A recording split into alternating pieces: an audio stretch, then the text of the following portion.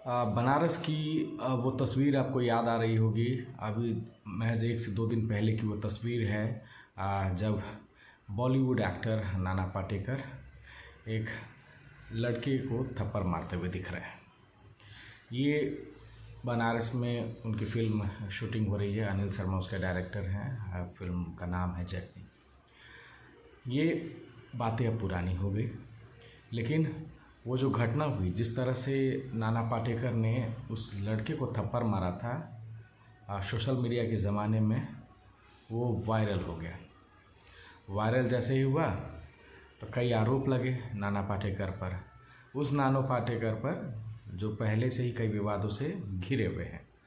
और उनकी एक फिल्म आने वाली है जिसकी शूटिंग अभी चल रही है, जर्नी। और जिस हिसाब से उन्होंने उस लड़के को थप्पड़ मारा और जिस हिसाब से वो वीडियो वायरल हुआ, उसके बाद जर्नी का समापन भी दिखने लगा।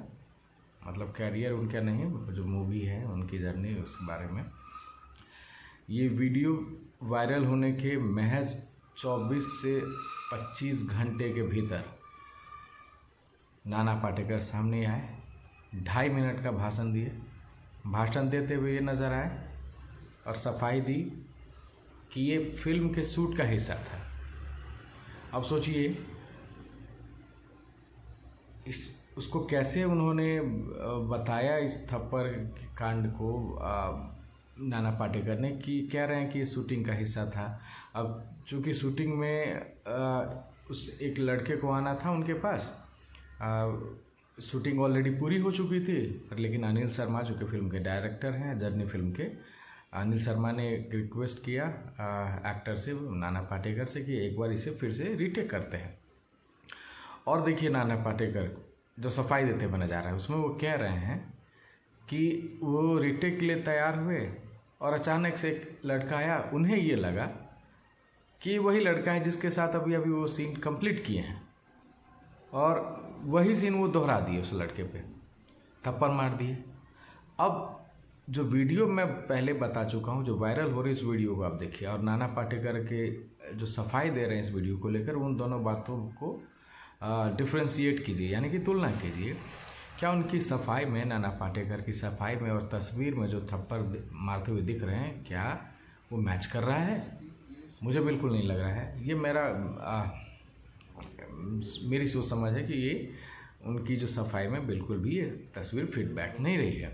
अब वो लगातार 2.5 मिनट तक ये कहते रह गए कि मैंने इस लड़के को ढूंढने की कोशिश की, लेकिन वो मिला नहीं, वो डर गया, वो भाग गया। भाई साहब, लेकिन जिस तस्वीर में आप मारते हुए दिख रहे हैं, वो लड़का सिंपल से एक आपके साथ सेल्फी लेने आया हुआ था, और आप उसको अच्छे ढंग से समझा भी सकते थे कि भाई, लेकिन आप जिस तरह से कह रहे हैं कि नहीं ये फिल्म का हिस्सा था, आपको पता ही नहीं चला कि ये वही लड़का है या फिर दूसरा लड़का है। लेकिन आपके बगल में जो शख्स दिख रहा है, जिसने उसकी गर्दन पकड़ रखी है, क्या पूरे क्रू को, किसी को ये खबर नहीं लगी कि ये वही लड़का है? कैमरामैन को नहीं पता चला कि वही लड़का है? जो डायरेक्टर आपके सामने अनिल शर्मा जो बार बार दोहरा रहे हैं कि नहीं नहीं ये फिल्म का हिस्सा है, उनके सफाई में और नाना पाटेकर की सफाई में भी बहुत सारे अंतर हैं।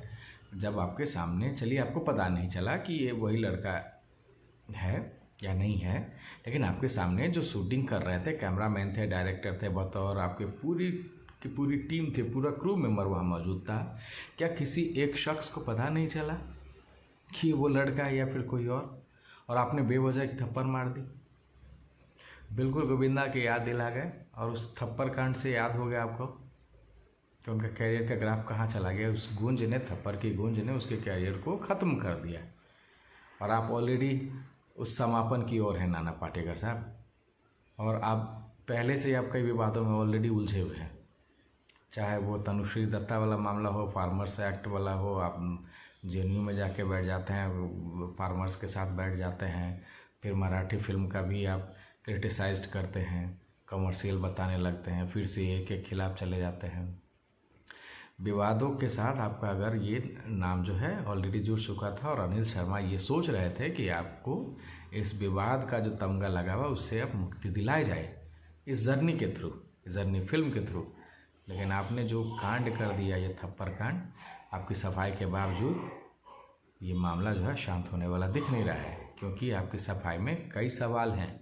सवाल उस तस्वीर का जिक्र जिससे आप कर रहे हैं उसमें बिल्कुल भी सत्यता कहीं नज़र नहीं आ रही है कि जिस तरह से आप सफाई दे रहे हैं उस तस्वीर। आप पूरी की पूरी टीम जब वहाँ मौजूद है, सबसे बड़ा सवाल तो यही है कि किसी को खबर कैसे नहीं लगी कि ये आपके सामने जो लड़का सेल्फी के लिए आ रहा है, आपने उसे थप्पड़ मार दिया, किसी को पता ही नहीं चला, किसी ने उसको ढूंढने की कोशिश नहीं की। और ये 24 घंटा बाद जब ये वीडियो वायरल हो रहा है तब आप तक ये खबर गई, और तब आप 2.5 मिनट तक सफाई देते रह गए। आज तक आपने किसी भी कांड में कोई सफाई नहीं दिया कर सामने, मीडिया के सामने। लेकिन कहीं ना कहीं नाना पाटेकर ये समझ रहे हैं कि ये उनके कैरियर का सबसे अंतिम दौर है। अगर यहाँ संभल गए तो संभले, नहीं तो जीवन अब खत्म है। और जिस तरह से उन्होंने थप्पड़ मारे हैं बनारस के सड़कों पर उस लड़के को, और जिस तरह से ये वीडियो वायरल हुआ है, और उसके वीडियो वायरल होने के बाद जिस तरह से नाना पाटेकर और अनिल शर्मा जो कि फिल्म के डायरेक्टर हैं, इससे पहले गदर 2, गदर बना चुके हैं, उन्होंने भी नाना पाटेकर को लेकर सफाई दी है।